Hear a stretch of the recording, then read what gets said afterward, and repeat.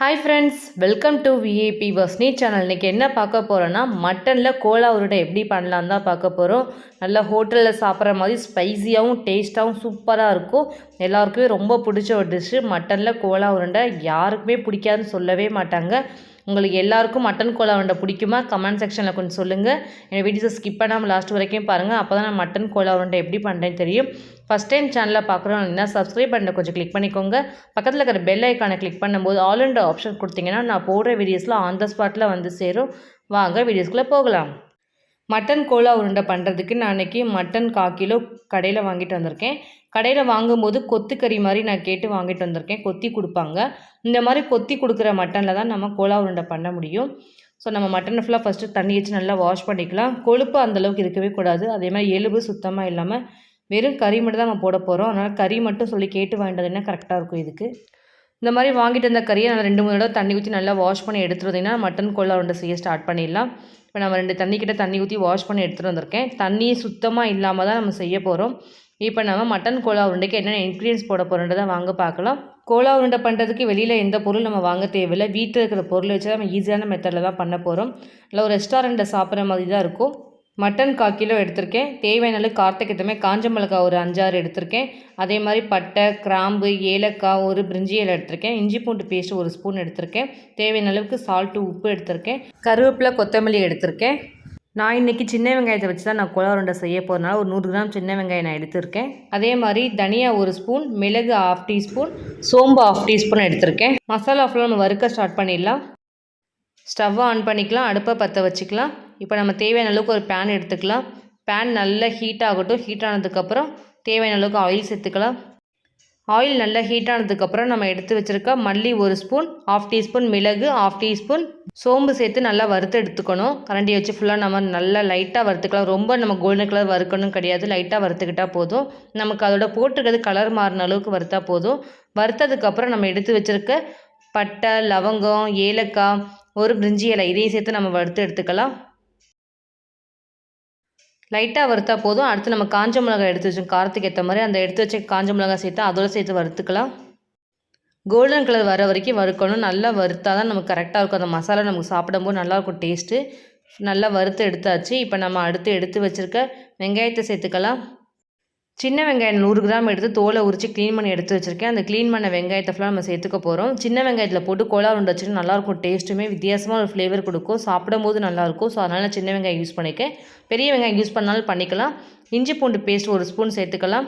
கருவேப்பிலை கொஞ்சம் சேர்த்துக்கலாம். சேர்த்து நம்ம இதோடு சேர்த்து நல்லா மிக்ஸ் பண்ணி நல்லா வதக்கி விட்டுக்கலாம். அந்த ஆயிலோட நம்ம போட்ட வெங்காயம், அந்த இஞ்சி பூண்டு பேஸ்ட் எல்லாமே நல்லா வதங்கணும்.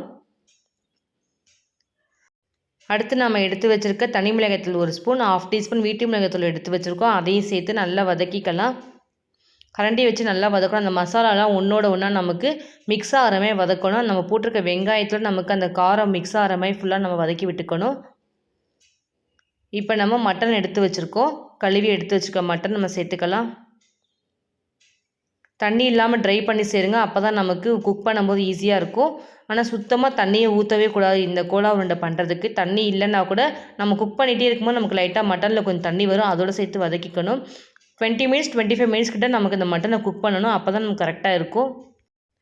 நம்ம குக் பண்ணும்போதே நமக்கு லைட்டாக கொஞ்சம் தண்ணி வரும் மட்டனில். ஸோ அதனால் அதை சேர்த்து வதக்கிக்கலாம். இப்போ நம்ம தேவையான அளவுக்கு உப்பு சேர்த்துக்கலாம். உப்பு சேர்த்து இதையும் சேர்த்து நல்லா மிக்ஸ் பண்ணி விட்டுக்கலாம். சப்போஸ் உங்களுக்கு நல்லா மட்டன் வேகணும் அப்படின்னு நீங்கள் நினச்சிங்கன்னா இங்கே தட்டு போட்டு மூடி கூட மட்டனை கொஞ்சம் நல்லா வேக வச்சு எடுத்துக்கலாம்.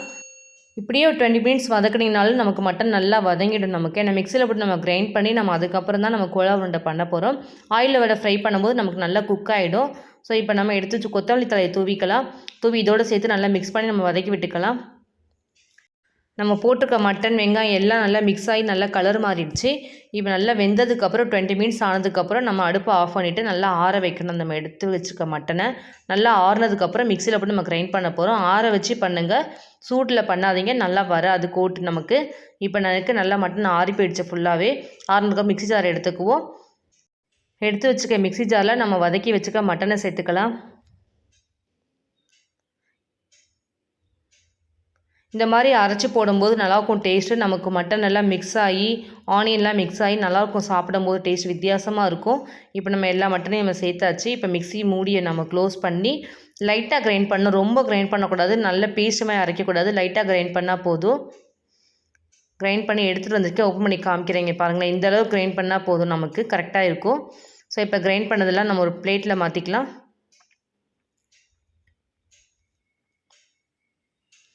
நம்ம போடும்போது நிறைய இருக்க குவான்டிட்டி, ஆனால் கிரைண்ட் பண்ணதுக்கப்புறம் கொஞ்சம் தான் இருக்கும் குவான்டிட்டி. ஆனால் கொஞ்சமாக இருந்தாலுமே நமக்கு அது ஒரு 10 பால்ஸ் கிட்ட நமக்கு வரும். இப்போ நம்ம கொத்தமல்லி தழை நல்லா பொடிசாக நறுக்கி வச்சுருக்கோம். அந்த நறுக்குன கொத்தமல்லி தழையை நம்ம அப்படியே தூவி விட்டுட்டு, பொரிகடலை நான் எடுத்து வச்சுருக்கேன். பொரிகடலைனா பொட்டுக்கடலை. ஸோ அந்த பொட்டுக்கடலையை மிக்சியில் கிரைண்ட் பண்ணி எடுத்து வச்சுருக்கேன். கிரைண்ட் பண்ண பொட்டுக்கடலையை நம்ம 2 ஸ்பூன் கிட்ட சேர்த்துக்கலாம். முட்டை நான் ஒரு முட்டை உடச்சி ஊற்றி வச்சுருக்கேன். முட்டை வந்து ஒரு முட்டை ஊற்றக்கூடாது, 1/2 முட்டை ஊற்றிக்கோங்க. அப்போ தான் கரெக்டாக இருக்கும். ஃபுல்லாக ஊட்டினீங்கன்னா நமக்கு வந்து உள்ளே நமக்கு வெந்தும் வேகாமல் நமக்கு கிடைக்கும். அதனால் பொரிகடலை நமக்கு வந்து ரொம்ப சேர்க்க வேணாம், 2 ஸ்பூன் சேர்த்திங்கன்னா கரெக்டாக இருக்கும். இந்த 1/4 கிலோ ரேஷியோக்கு ரொம்ப சேர்த்தினா நமக்கு கோட் நமக்கு கிடைக்காது, ஒரு மாதிரி நமக்கு மாவு மாதிரி ஆகிடும். கோலா உருண்டை நம்மளோட ஸ்ட்ரக்சர் கரெக்டாக வராது, அது மாதிரி நமக்கு விரிசல் விட்டுரும். ஸோ அதனால் இந்த மாதிரி கரெக்டான பதத்தில் சேர்த்திங்கன்னா விரிசல் விடாமல் நமக்கு கரெக்டாக ரவுண்ட் பாலாக நமக்கு கிடைக்கும். ஸோ எல்லாத்தையும் நம்ம ஃபுல்லாக கையை வச்சு ஃபுல்லாக மிக்ஸ் பண்ணி எடுத்துக்க போகிறோம். மிக்ஸ் பண்ணி எடுத்ததுக்கப்புறம் நம்ம கையால் வெறும் கையால் நல்லா கையை வாஷ் பண்ணி எடுத்துகிட்டு வந்துட்டு நம்ம கையால் ரவுண்ட் மாதிரி பால் ரெடி பண்ணலாம். நம்ம ஆல்ரெடி ஆயில் ஊற்றிக்கனால நம்ம கையில் கொஞ்சம் ஆயிலாகவே இருக்கும். வதக்கி வச்சுக்கிற மட்டனை ஃபுல்லாக இதே மாதிரி நம்ம பாலாக்கி நம்ம எல்லாத்தையும் ஒன்று ஒன்றா இதே மாதிரி போட போகிறோம். பால் பண்ணும்போது ரொம்ப அழுத்தம் கொடுக்காதீங்க, லைட்டாக பண்ணிங்கனாலே போதும், நமக்கு உடையாது. சப்போஸ் உங்களுக்கு ரொம்பவும் இந்த பால் வந்து தண்ணியாக இருந்தீங்கனாலும் கொஞ்சம் கோட் வராது. கரெக்டான பதத்தில் இருக்கணும், கெட்டியும் இல்லாமல் தண்ணி இல்லாமல் ரெண்டும் கறந்த மாதிரி இருந்துச்சுன்னா கரெக்டாக இருக்கும் நமக்கு பால் உருட்டுறதுக்கு.